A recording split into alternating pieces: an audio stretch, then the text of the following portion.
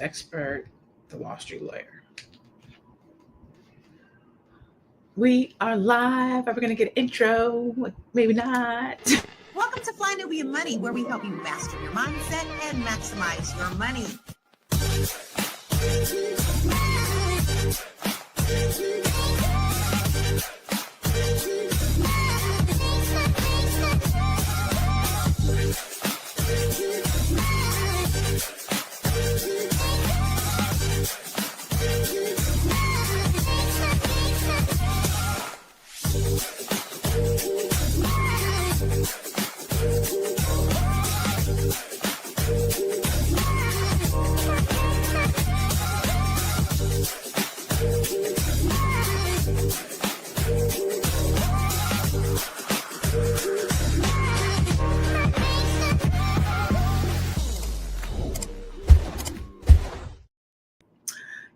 Good morning, good afternoon, depending on where you're tuning in. Welcome to Fly Nubia Money, where we help you master your mindset and maximize your money.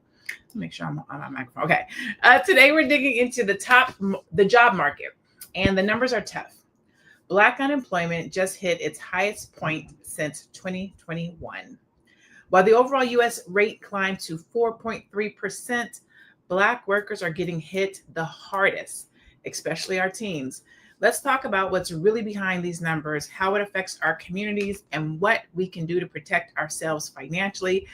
I believe overall U.S. market is 4.3 and ours is, I think, 7.2 or something like that. I'm sure we're going to see the actual percentage. I don't have it in front of me right now, but I'm joined today by some amazing queens. I have Shalay Camillo, a CEO broker of Vital Source Realty. I have Aisha Verzi, a financial service expert, and I have the Wall Street lawyer, Mary Dean, in the building on today. Hey, queens, how are you guys doing on today? How's everybody doing? Doing awesome today. Good. Love to hear it. I saw Mary in Atlanta ABNC, but I haven't sat on a panel and worked with her in this capacity in years. Outside of Black Power, she's been to Black Power, but outside of that, like this in years.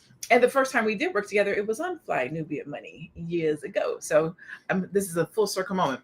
All right. So what are your guys' thoughts on Black unemployment being the highest it's been since 2021? Which is that, 4 years ago?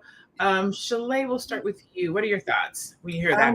Yeah, my thoughts are it's intentional. I mean, I don't think that the administration is surprised. I think that they're probably quite happy with the progress in that area. So, yeah.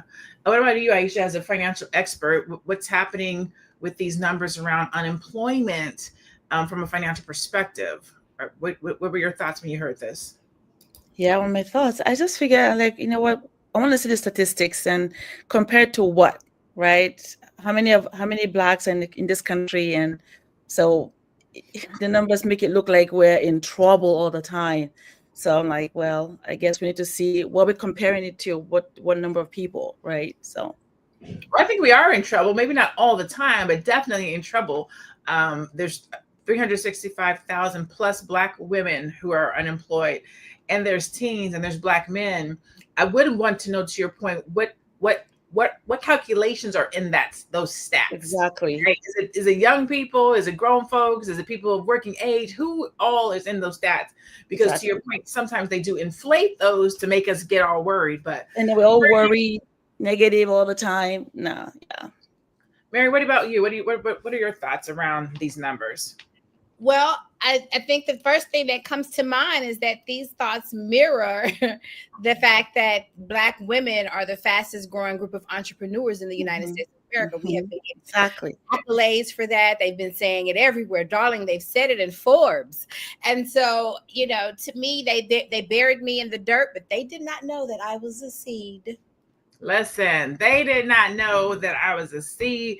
I'm going to come back stronger. I'm going to come back better. I'm going to come back with a vengeance. Let me take this talent and skill that I learned at this job and turn around and sell it to you as an entrepreneur where you can pay me what I'm really worth, right? Let's get into our first video. In the chat, let me know, what are your thoughts about this unemployment rate being this high and its effect on Black America? Let me know what you think. We're going to go to our first video. We'll be right back. The new unemployment numbers just came out for August, and once again, it's bad news for Black people. 3 quick takeaways. Number 1. Black unemployment is the worst since the pandemic. The Black unemployment rate soared to 7.5% last month, the highest level since 2021. That's 56% higher than the record low 4.8% in the Biden-Harris administration, and more than double the white unemployment rate of 3.7%. Number 2, young Black people are suffering. Black youth unemployment skyrocketed from 9.5% in January when Biden left office to 25% last month under Trump. And number 3, Black women are under attack. More than 300,000 Black women have lost their jobs since February 2025. Under Biden, Black unemployment hit record lows. Under Trump, it's spiraling out of control. Even after Trump fired the person who collects the data last month, the numbers don't lie. This is not an accident or a coincidence. It's a targeted attack on Black people. Okay, well, so he let us know what it is. Let's start with, do you believe it's an attack on Black people? I think we can all say yes, it's an attack on Black people, right? I don't necessarily know if I believe it's an attack on DEI as much as I believe that it's an attack on Black people, right? Shalay, what were your first thoughts when you heard about the 300,000 plus Black women losing their jobs? I don't know if these are all federal. I believe a huge chunk of them mostly, right? So what were your thoughts when you heard that? I was flabbergasted. I know a lot of Black women who work in the government, right? Mm-hmm. I didn't know that those layoffs that were happening because of DEI, the numbers were that big for the number of Black women who are being laid off, again, purposely from their jobs. I agree wholeheartedly with Mary because I wrote down uptick in business. There's going to be an uptick. I mean, they don't know what they're doing because this is going to, I believe that this is going to turn around and it's going to culminate into multi-million-dollar business owners in the Black woman space. That's what I believe because Black women are the fastest growing segment of new entrepreneurs. So doing that, we as Black women know when we're in a situation where we're up against the wall, we got to fight, we're coming out scrapping. Okay. So yeah, I think it's going to be a good thing in the end. So, Mary, there's a terminology that people use, last to hire, first to fire. I don't necessarily think that applies in particular situation because these women weren't necessarily the last hire. You have high ranking individuals, the Black Woman Library of Congress, they're trying to put her out of her job. Like you have people who I have a client of mine who worked for the government for 19 years and was let go. So she wasn't the first hired and the last hired and the first to fire. They're not caring when you were hired or fired. They're caring that you're Black. What do you think that federal job cuts hit our communities harder than others and or why? Well, so everybody knows by now that I practice The Secret and the Law of Attraction. And one of the things, my favorite, Abraham and Esther Hicks is where this knowledge came from. And so one of the things she always says is, yes, you may have you may want to question that, but why bother with that question? Where does that question going to get me? Is it going to improve my community at all? Even pondering that? Or would my time better be spent on focusing on ways that we can get money, get to the bag, unite with each other and build our own. And so I'm not going to compare my struggle with my sister's struggle or my person who ain't related to me struggle. I'm not measuring struggle. I'm not on the struggle bus.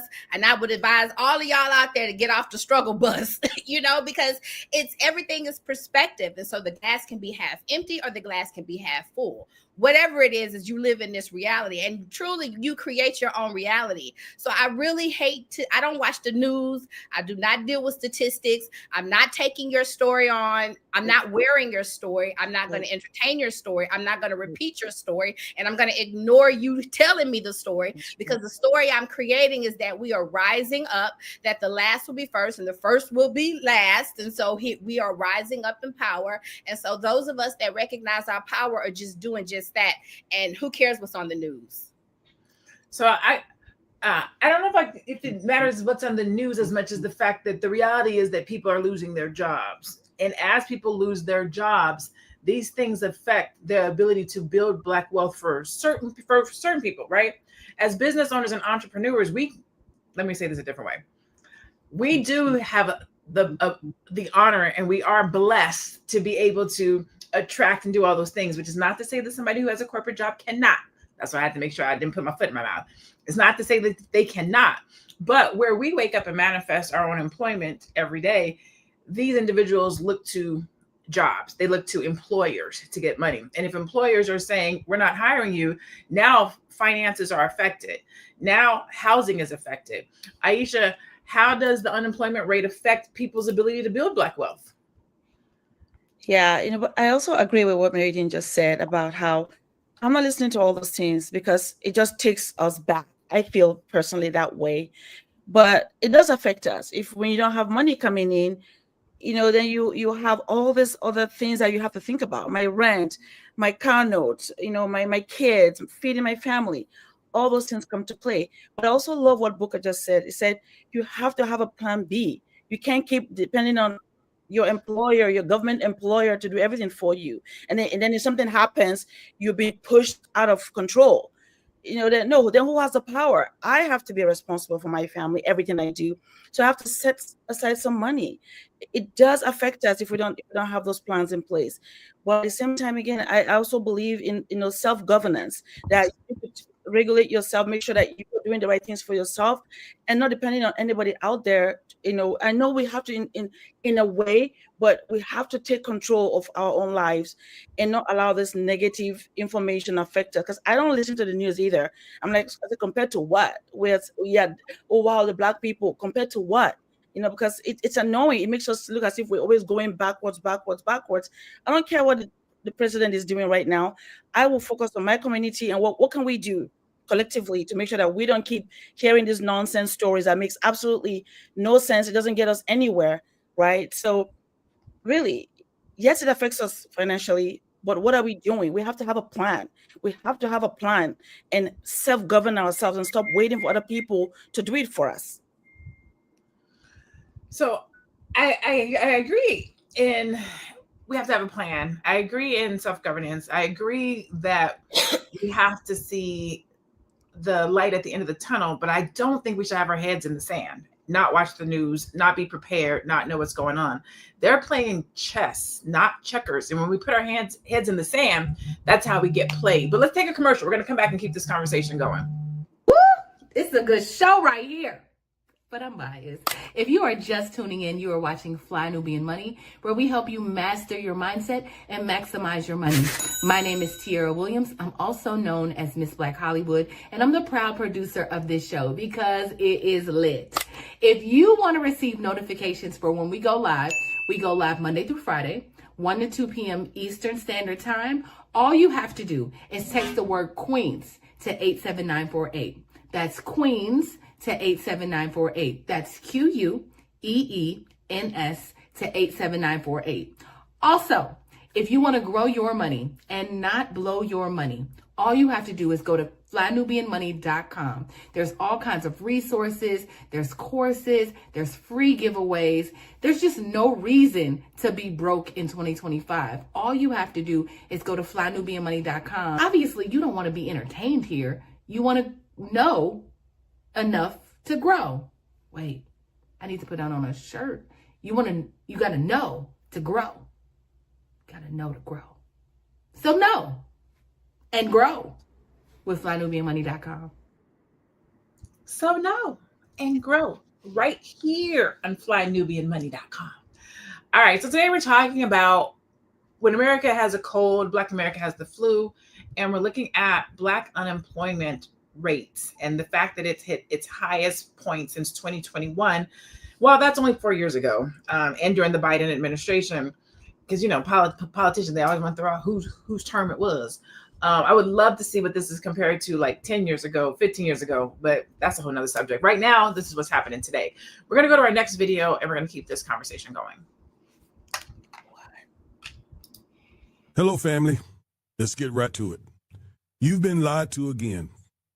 Some so-called pro-black voices, I like to call them pro-black imposters, told you that Trump's anti-DEI war wasn't really aimed at us, that it wasn't about us, because DEI only helped white women.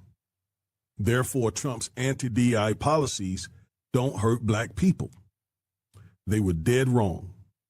No, actually, they were lying to you intentionally. They were trying to excuse Trump's anti-blackness since they told you to vote for Trump or vote for the couch. And now black women are paying the price for that disinformation. So let's start with the numbers. As of May 2025, black women's unemployment rate jumped to 5.8%. That's higher than black men, and white women. Meanwhile, Trump's anti-DEI purge led to a 33% drop in black women working in the federal government, the one sector where our community has real upward mobility. Now, regarding white women, their unemployment rate remained the same. It stayed flat. So yes, they benefited most from DEI, but they aren't the ones being targeted. Listen. I don't know what that brother's name is, but come through with the information. Black women are always running to the aid and care and support and rally and cheerleader of everybody. And now, if you wanted to call about the last to hire, the first to fire, we can talk about that. We always run to help. We run towards the fire.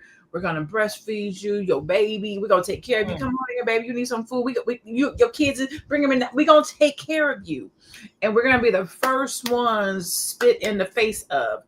I agree with what he was saying around the DEI conversation, because I say it too. Like, it wasn't about us. Like, the whole DEI just came into place with George Floyd, right? Like, it wasn't here that long, but much like not feminism, but when white women wanted to go into the job market and they were like, women should go to the job market. All of us should go to the job market.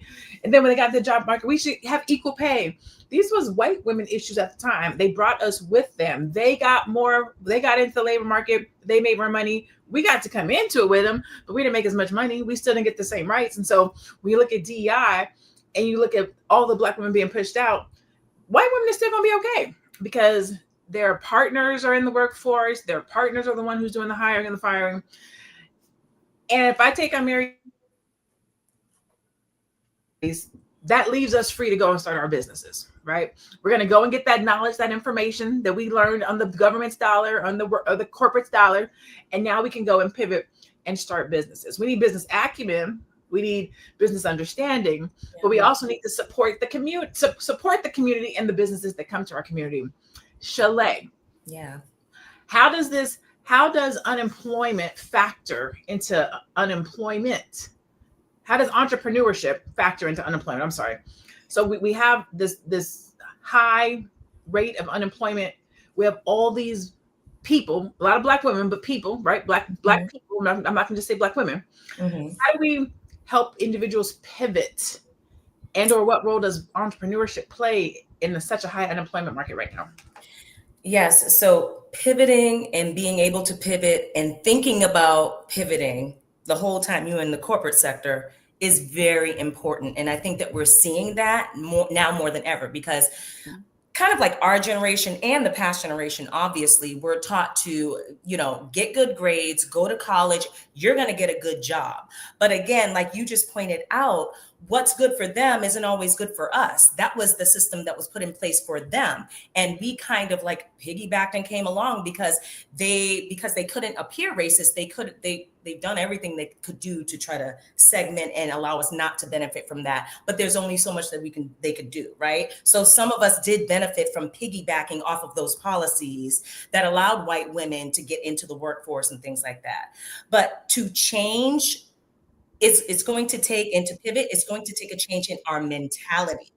And even though this is horrible, what's going on right now, but I think that it is another wake-up call, because we get these wake-up calls, but it's another wake-up call to our community to be like, okay, even if I have this job, I need to be thinking about what I'm going to do if I do not have this job. And it all boils down to mentality, because they say your personality equals your reality, but I think more your mentality equals your reality, because it's the way that you're thinking about things. Like we're gonna have to get Delulu, y'all.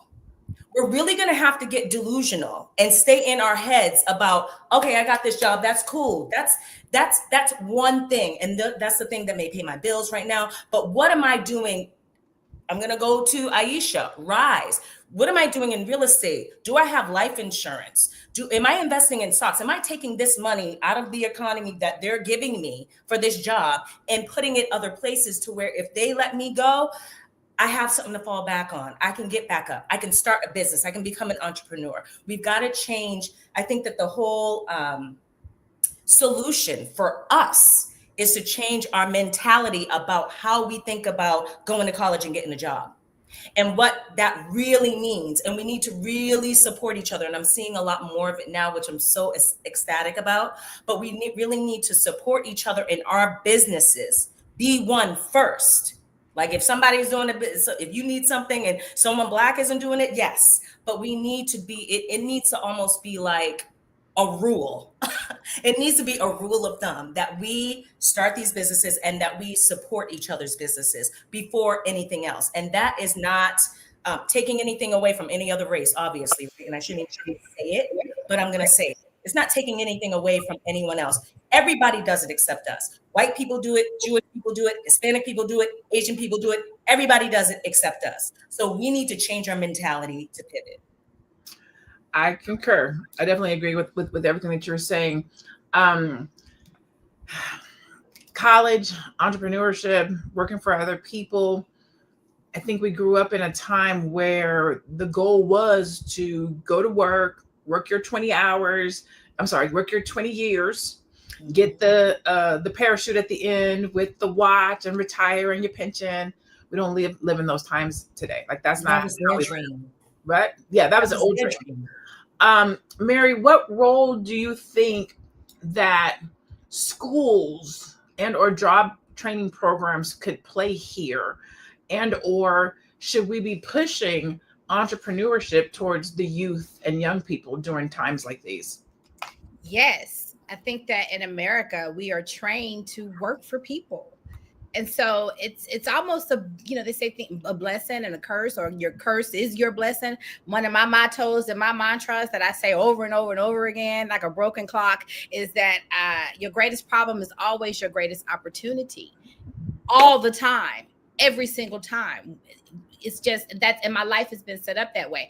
I would have never become a lawyer if my family told me I could never become a lawyer. I would have never become the wallstreetlawyer.com if my brother was not addicted to crystal meth. I kid you not. I would have never got Iyanla Vanzant, who's got the show Iyanla Fixed My Life on the Oprah Winfrey Network, to endorse my first book if I was not trying to save my brother from his drug addiction. And so every single problem is always an opportunity, period. So I'm not cursing the storm. I'm just building. And so I think that if we instill that level of faith, that delusional, as Miss Shayla said, kind of faith, that delusional, which that's what Black people, that's our strong power. Melanin is magic. And so I think that the first thing that we should be teaching our own children and our own youth is how to maximize their melanin magic, that you literally have the ability to part the heavens and the Red Sea, by the way, and to part the heavens and get manna, money, and everything that you need from this sky. And so when you master your ability to do that, then you're not, the man can do whatever the man is going to do.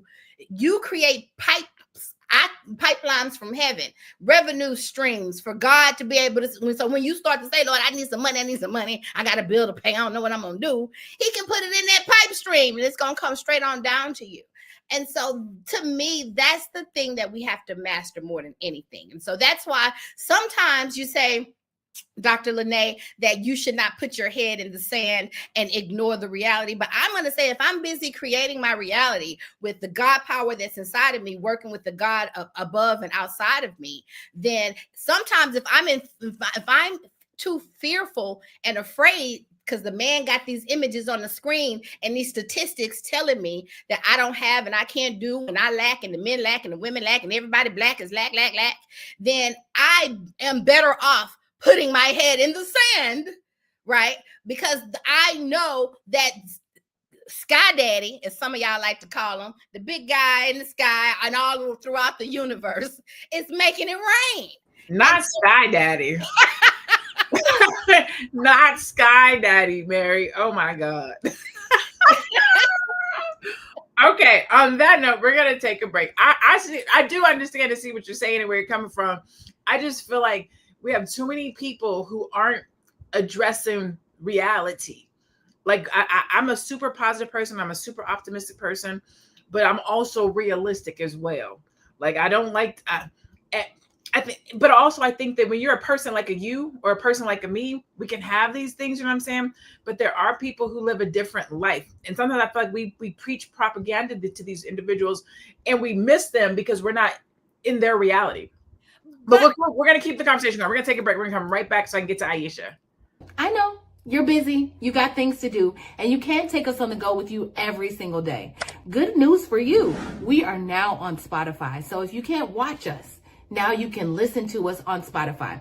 Search Fly Nubian Money and all the episodes shall appear. All you have to do is like, subscribe, leave a 5-star rating, leave some comments, tell people how you love us so that when other people come along and are looking for a great show to watch, they can find Fly Nubian Money too. One last thing, and just in case you've been sitting under a rock, Fly Nubian Money now has an investment club. We are the Fly Nubian Money Club. It's easy. All you have to do is go to flynubianmoneyclub.com, and I am committed to bringing in top experts from all industries to help you level up. They're teaching us the skills that we need to compete in this market. We often say that nobody is coming to save us, not the government, but guess what? We're coming to save us. I'm coming to save you with the Fly Nubian Money Club. So listen, all you have to do again is go to flynubianmoneyclub.com. We have a 30-day free trial set up just for you, just for those people that are struggling. Even if you ain't struggling, you ain't got to struggle. I'm coming. Okay, let me stop playing. I'll see you soon. Welcome back. Storm Reed says, are Black people getting fired for being Black?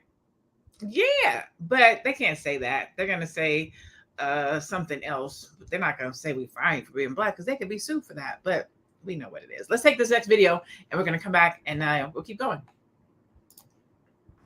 But the Kerner Commission really hit it on the money with unemployment. Now, economics as a weapon, unemployment as a weapon, Black men don't get married, to your point, if they don't feel that they can sustain a family. Half the Black men in most major cities in Black America have been unemployed consistently for the last 30 years. Consistently unemployed. 50% for the past 30 years. Philadelphia, Baltimore, Detroit, Chicago, go to any major city and your unemployment rate for Black males has been at 50% or greater. Now, whenever they have this conversation on crime, the narrative always is we need more police and we need more jails. You never hear anything about we need a stronger economy in the inner city because America has no plan to employ Black men. You can't destroy your people by giving them economic opportunity. Man, so I have to say that because in some places and areas, I definitely agree with what Mary is saying. And I agree with it because I've used it, right? I've had to pull, like she said in the comments, I'm not just a pretty face, even though she got a cute face. I think that once we have fought through the gutter to get to our positions in life, it's easy to be like, you can do it too. You should do it too. Everybody doesn't have the same tenacity and grit and drive. We want them to, but it's just not the truth. And so for those individuals who don't have the same get up and go and drive and pull and push that we might have, I always say that if you grew up in a certain place or area and you haven't seen anything else and your mama's mama lived that life and your daddy's daddy lived that life, it can be difficult to believe that it's going to be different for you. Some folks do, because some people will use that as like, I'm gonna be the one that breaks the generational curse. I'm gonna be the one that's gonna step up and step out. Some people use that as fuel to be like, not on my watch, not on this era, and then you see, families change. That's what you want. Like, that's what you want. You want somebody to be the generational curse breaker, the person who's going to say, we're going to do something different in this family. We're going to learn about wealth. We're not going to look for a job. We're going to do entrepreneurship. We're going to be the first generation to go to school. You want that. That's what we want. But that's not always the case. And so sometimes we have to talk to the people who don't have that get up and go and that drive and that law of attraction and all of those things, so that we can bring them along. 50% of Black men are unemployed. We wouldn't know that if we're hanging out with the 50% that are employed. So then how do we help affect, nurture, speak to, guide the 50% that are not employed? Aisha, what are the long-term risks of being unemployed for months at a time? He said consistently 50% of Black men are unemployed. What can a man and or a Black family do when they have unemployment for that long?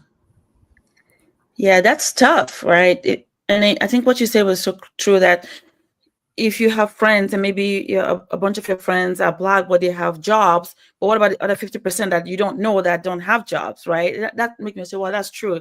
I never thought about it that way, because the ones that I know are working. So you never think about the other ones that are not working. So that's a good point. And it is hard, because when you're unemployed consistently, the feeling of desperation sets in. And then sometimes you will start having issues with hope and thinking, wow, is this going to be it for me? What is going to happen to me? And consequently, you start missing opportunities, because then now you're not even seeing opportunities. You're only trying to get out of where you're at. So it's almost like you're trying to dig yourself out of a hole, and you're trying to get out, but you're not being able to catch a break. That's how it probably seem like, somebody's in that situation. My husband was out of work when we had the fires in California. And right after that happened, he was unemployed, and he just started working a month ago. Right. So we actually experienced that. But I cannot imagine if somebody is going through that all the time. Like it just feels like you never get a break. Right. But it does make you have a difficult time. You start, doing desperate things, getting into trouble, because now you're finding any way you can to survive. And then before you know it, now they double down on your punishment as well, right? So it's like you never can win. And before you know it, now you find yourself thinking, then forget it. This is not just working for me, and I don't even know why I'm even here, and which is very sad. But I think that what you just said is so true, and I didn't think about that. That you may be around people that have it. What about those that don't? How do you pull them along? And it's going to take all of us really coming together to see how do we do this, and creating opportunities and helping and mentoring others that don't have, so we can see how we can help them. Because sometimes you just need the tools as well. What tools do you have that can help you with, so that you can, not have to be in that situation? It's tough. When you said that, I said, that's a good point. But yeah, it's difficult.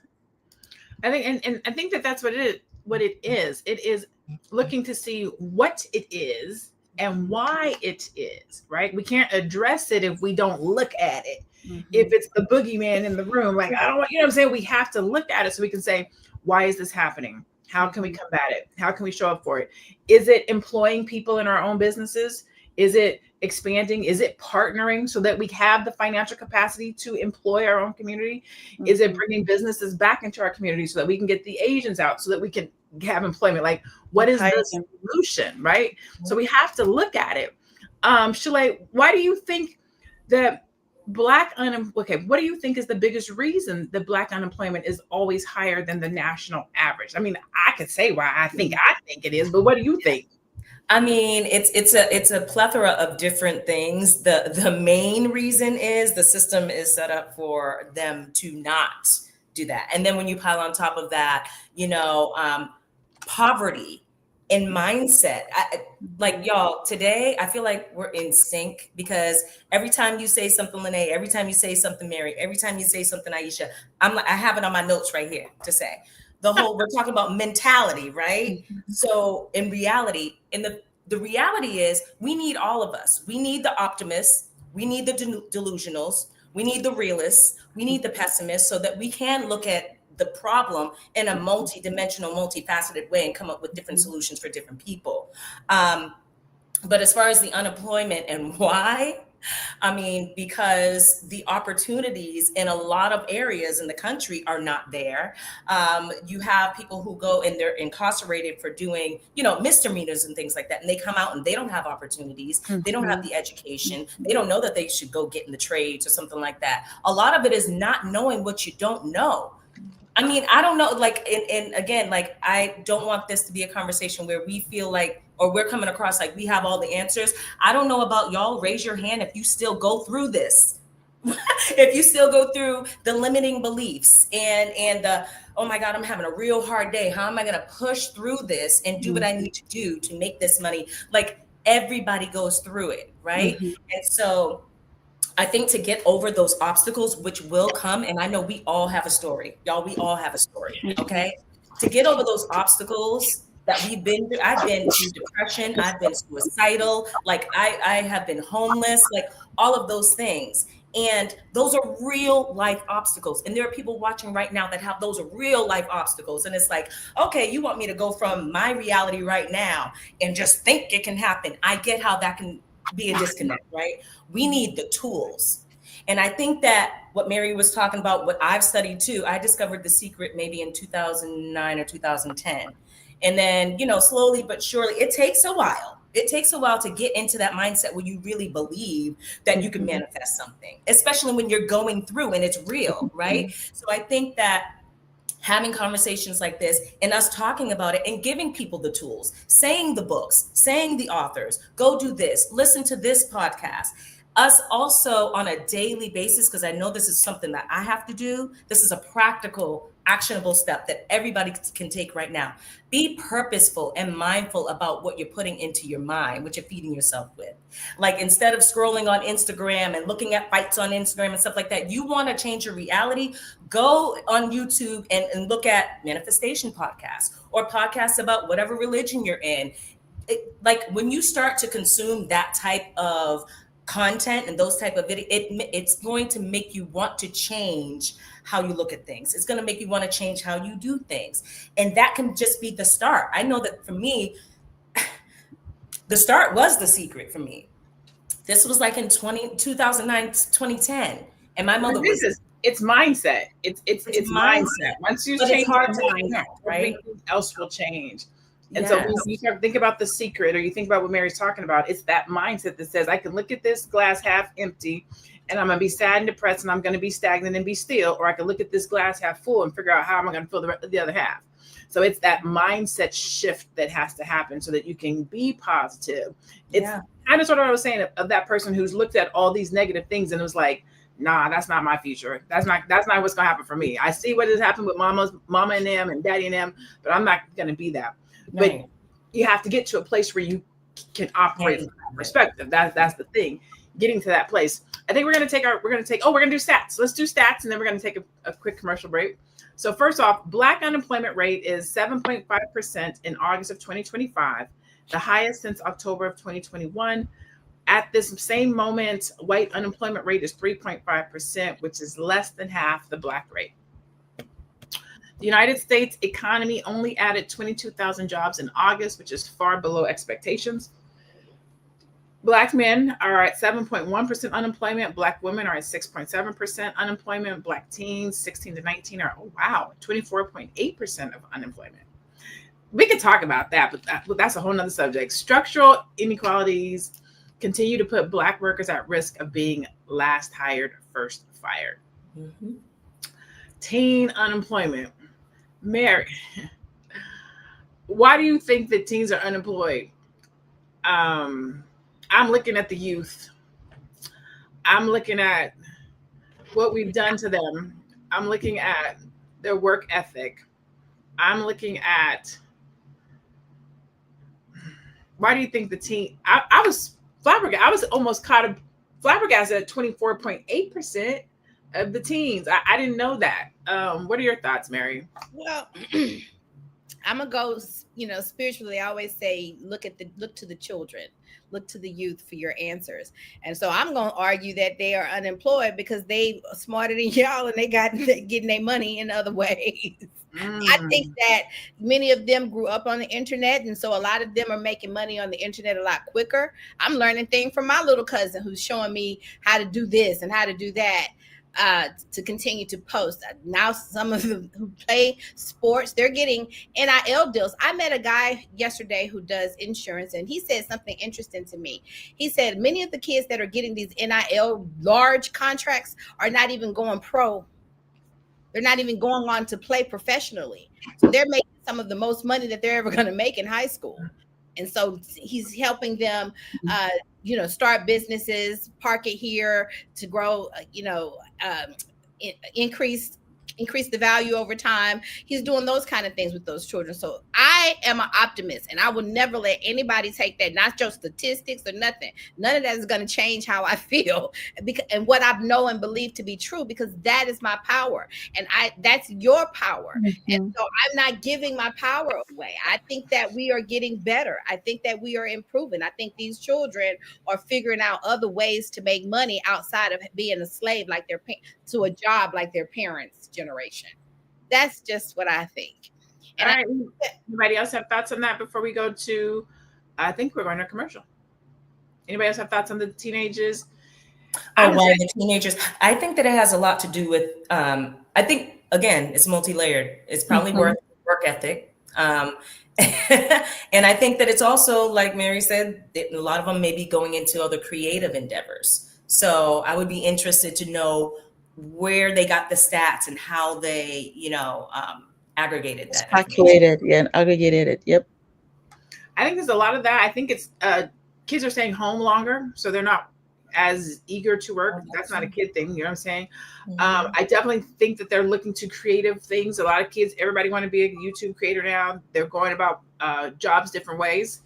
I definitely hope and pray that they get into trades. Like, yes. The thing I wish for our youth, especially if they're looking at these numbers, is how can I make sure that I don't get caught up in that statistic? Where are the jobs? Who is hiring? What is the trends? I don't think we do enough looking at the trends in our community.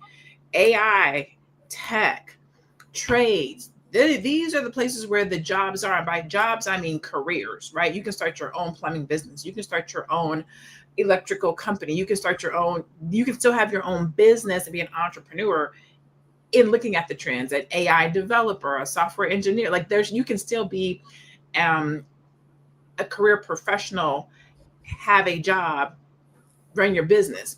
But we have to show the youth this. We have to be more active in helping to guide them, because everybody's not going to end up on YouTube making millions of dollars. And we have to be honest and say that to our children so that we can guide them to be able to pay their bills and move out.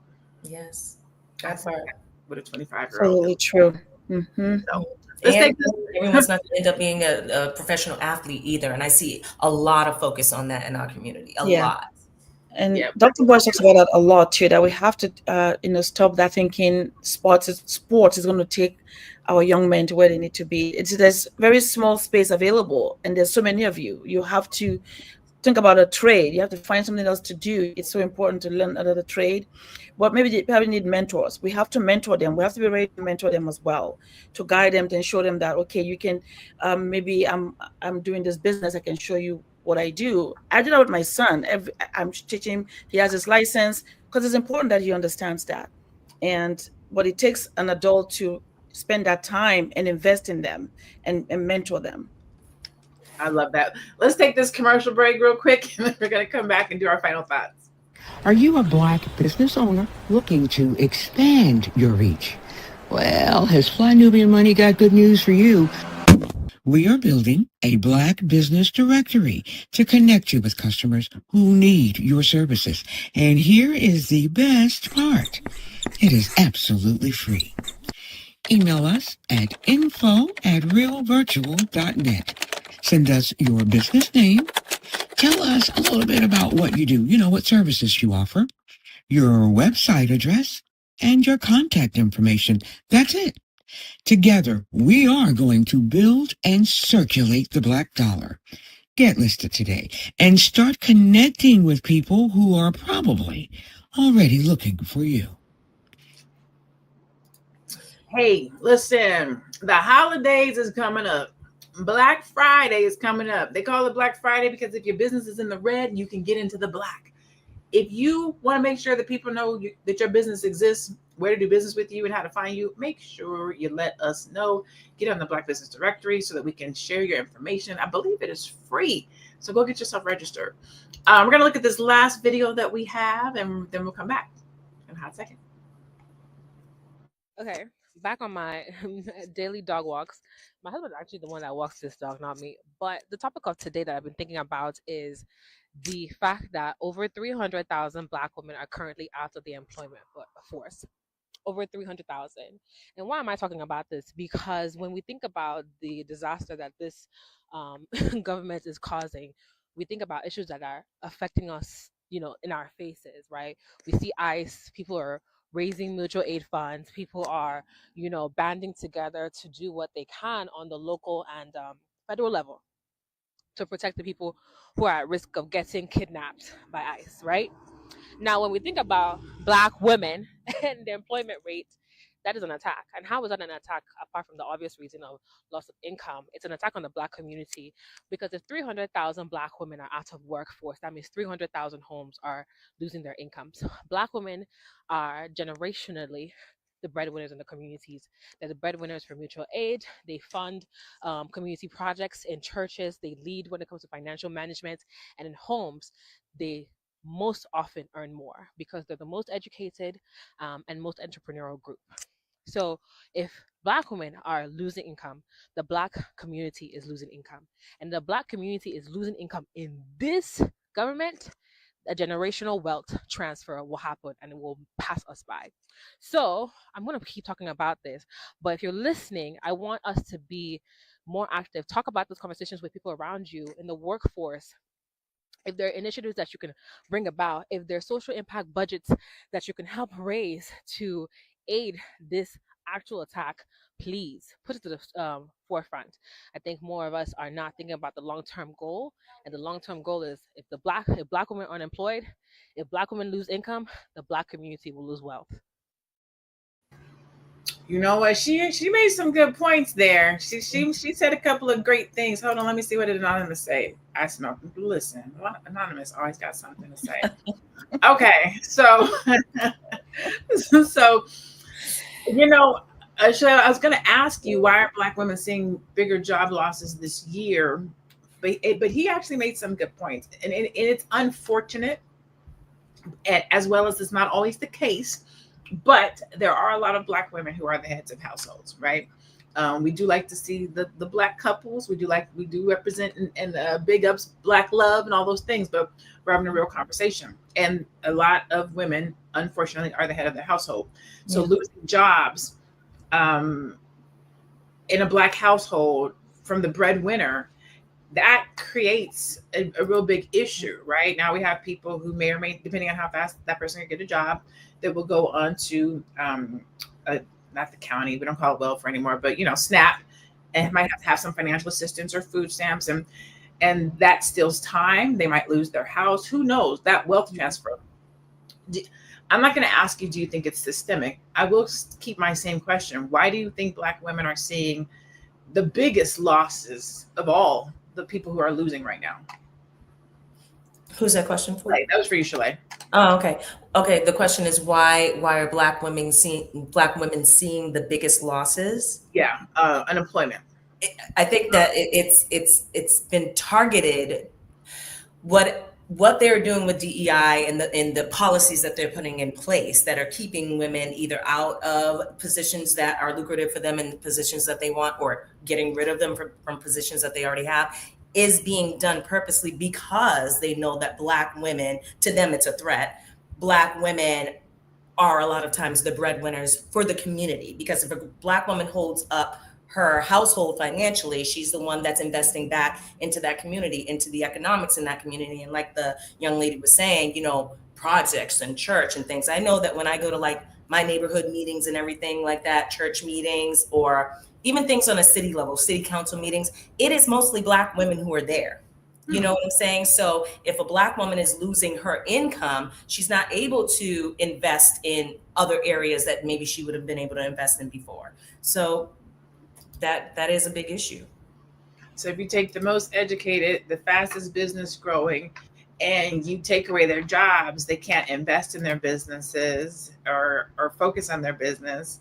I see what you're saying. I see where you're going there. Aisha, I saw a question in the chat and I lost it.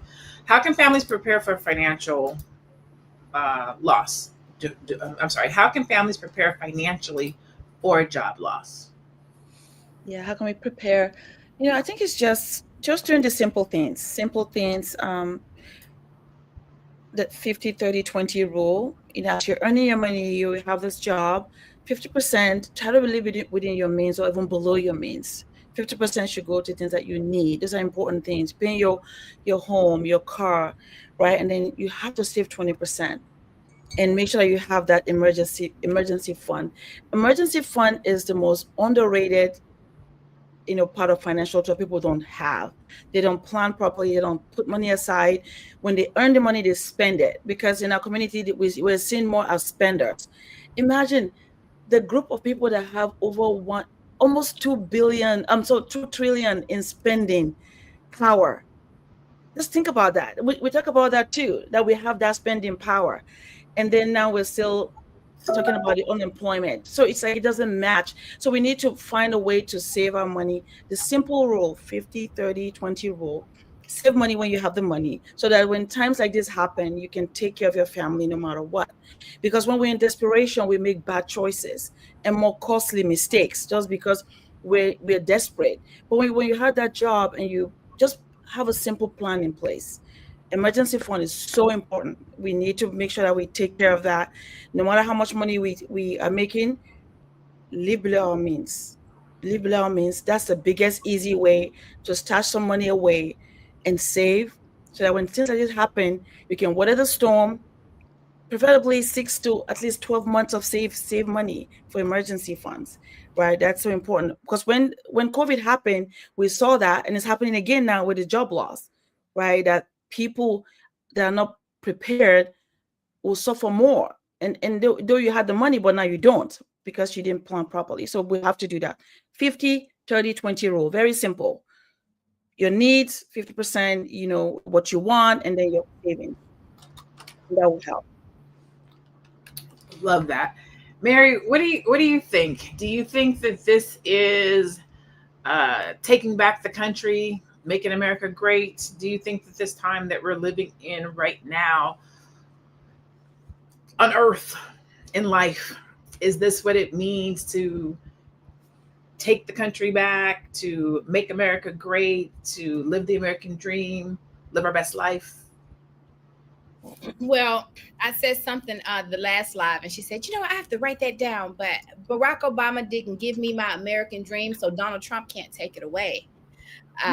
And so I am an optimist. And so I just believe that the world is improving. The world is getting better. I believe in the light. I believe in, so we cannot regress. It is impossible to regress. It's impossible. Growth is the order of the day, period. And one of the things, and the truth is, I don't know if you ever heard the story about the woman who lifted the car to get her baby from underneath the car. But then when she went back to try to lift the car, she didn't have enough physical strength to do it. And so I want to remind you that is the reason why we have adversity, period.com. You have more power when your back is against the wall than you do when your back is not against the wall. You can't look at the bottom and be like, is so much. You can summon strength in that space that you would never have had in any other space. So that is why they say you buried me in the dirt, but you didn't know I was a seed, meaning that in this very circumstance you put me in, it really was it gave me the fire in my belly. When they say some people are not going to do it, everybody don't have the drive and the tenacity and I'm sorry, but if hunger ain't motivating you, then you deserve to be hungry. Okay. So those places are powerful motivators. And so we can't, I just believe in that optimism. So we can't regress. Oh man, that was good. That was good. All right, so we have been talking about the Black unemployment rate hitting its highest it's hit since the pandemic in 2021. When America catches a cold, Black America has the flu. We are seeing a 50% increase in unemployment right now over other demographics, 24% in the youth. And so, as we do our final thoughts, the question that I want to ask you guys to leave us with is, what advice would you give someone unemployed right now? Right. So if somebody is listening right now who maybe was let go, who maybe is looking for a light at the end of the tunnel, or an olive branch, or just some words of wisdom or advice, what would you say to them? Aisha, we'll start with you. What would you tell somebody who's unemployed right now? And then let people know where they can find you. Yes, if you're currently unemployed, what I'll say is this: you're not alone. You're not alone, and this too shall pass. It will pass because you have, the capacity in you to pivot. And how would you do that? I just also believe that find some people that you look up to, that you respect and appreciate, and partner with them, learn from them, see what they're doing. Because sometimes when we're stuck in a place where we feel like we're losing, and then we stay there, it takes us longer to move. But find somebody that you respect, that you can associate with, that is doing something, and just be there. Even if you want to just work just to get yourself out of that funk, just be there, work with them, and learn from them, right? Because then now you're gaining knowledge that you can now apply next time. But more importantly, you're filling yourself with positivity, not negativity, because of what is happening to you. So find good people they can associate with, so they can mentor you to something different. And then just change your mindset in your situation, knowing that this too shall pass, and that you're not alone, and there are people that are willing to work with you and help you. You just have to be willing to also be flexible at this particular time. And where can you find me? I'm in the Black Business School. I help with insurance, and also you can reach me at www.aishaverzi.com if you need help in that space. And also, if you're looking for opportunity to have a business, we can talk, and I can help you about, to navigate that space as well. Thank you so much, Aisha. The Wall Street Lawyer, what are your final thoughts? And then also, what advice would you give someone unemployed right now? Well, somebody who's unemployed right now, I would say I ain't too proud to beg now. No, I'm not above doing what I have to do to make $1. So that means if you waiting tables, one of my favorite jobs to do when I was in my early 20s, waiting tables, driving Uber, working at Kroger's, working at McDonald's, not too proud to do anything that you got to do to bring in income. That's the first thing. The second thing that I would do initially, I tell you, some of the things that I do is I like to listen to on Apple Music. One of my favorite, Money and the Law of Attraction, Money Manifestations, Money Meditations. I listen to them all day long. People want to go to the gym. People want to lose weight, but they don't want to go to the gym. People want money, but they don't want to do the things, lift the mental weights to make that money flow into their subconscious. So listening to these affirmations on repeat, writing affirmations. I see money coming into my bank account. I see money coming into anything that I could do to help me visualize it, to help my energy accept it. Those were the things that I was doing. Get a mentor. If you can't find one, you can find me, Mary Dean Esquire, at thewallstreetlawyer.com, proud founder of blackwallstreet.com, where I wrote this book and I wrote down everything that you could do to lift your Black business to the next level, from the laws of attraction to the laws of the world. So there you have it. I like that. From the laws of attraction to the laws of the world. Okay, Mary. All right, Shelly, we're going to close out with you. What advice would you give someone unemployed right now? And then also where people can find you. Yes. So the advice that I would give is to focus on what you can do. And I mean that in two ways. I mean, what you can do as far as shifting your mentality, because that is a hard place to be in. So it could really get you down, right? So you got to shift your mentality, and you got to pull yourself up out of a rut if you're in a mental rut. So what is it that you can do there? listen to podcasts, reading books, just going out of your way every single day to try and feel good, okay? And then focus on what you can do as far as your skill set, as far as what it is that you know, as far as what it is that you're passionate about. What can you do in that arena? What can you do? And also, I'm going to say this, and this also could be age dependent. Obviously, if you're an older adult and you're unemployed, this may not work out well, but the trades, okay? I was a bricklayer in Local 3 here in New England. I was one of only 15 women in all of 3,500 guys, okay? Get into the trades if you can. If you can get into the trades, specifically if you can get into a union, you are going to be paid well. Now, you're going to have to work, and you're going to work your ass off, but Black people are no stranger to work, okay? But try and get into the trades, because that could be a jumping off point to you starting a business and buying a house and investing in stocks and getting life insurance and all of that kind of stuff. So trades. I am Shalay Camillo with Vital Source Realty here in Boston, but I can help you buy or sell real estate anywhere in the United States and Canada. So I can be found on Instagram at Shalay Camillo, on YouTube at Shalay Camillo, and you can visit my website, vitalsourcerealty.com. Thank you so much. So I'll close this out with, what advice would you give someone unemployed right now? I would say, look forward, right? Don't get stuck with the current situation that's happening with you right now. Things are difficult. Things are hard. I always tell people, if you are unemployed and you have never pulled your money out of your taxes that you paid, go get your food stamps, go get your unemployment, go get your pay, whatever money you can get from the government, go and get it, because no other time like today where you have the opportunity to withdraw it, especially if you work. I've been working since I was 14. And I knew I was going to become an entrepreneur. So when I made that transition, I pulled all of my money back out of the government and used it to fund my entrepreneur endeavors when I got started. So do that. Don't get stuck there. Somebody paid you for something. You have a talent, you have a skill, you have some type of brilliance that somebody else can benefit from. Now, I say that to say some people are supposed to work a job. Some people can be an entrepreneur, and some people are going to do both, straddle the fence.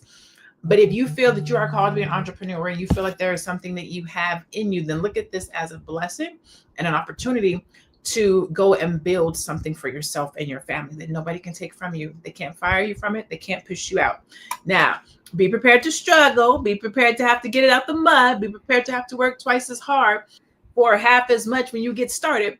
But if it's something that you really want, go for it. I think it was Anonymous who said, to hell with all that passion. We need to make money. Here's the thing. People go to work and or start businesses for one of three things: profit, purpose, or passion. If you're lucky, you get to do all three. But always make sure whatever you're doing, there's some profit in it, right? Passion doesn't pay the bills, and neither does purpose. So you need to make sure that you're profitable. If you are a smart, intelligent, or a brilliant person and you want to learn how to monetize what you know, that's what I do. I am a monetization strategist, and I'm a brand your brilliance coach. I help Black service-based entrepreneurs who package and sell their expertise to brand their brilliance and make money off of it. So you can find me at I am Dr. Linnea Javette. That being said, the numbers show that what we've always known, when the economy slows down, our community gets hit the hardest. But unemployment doesn't have to define us. This is a reminder to skill up, to create opportunities, and to build wealth in ways that don't depend on someone else's job offer. Remember, at Fly Nubia Money, we help you to master your mindset and maximize your money. And we will see you tomorrow, same time, same place. I'm Dr. Linnea Javette. Today, I was joined by Shalay Camillo, Aisha Verzi, and Mary Dean Esquire. And we will see you all tomorrow.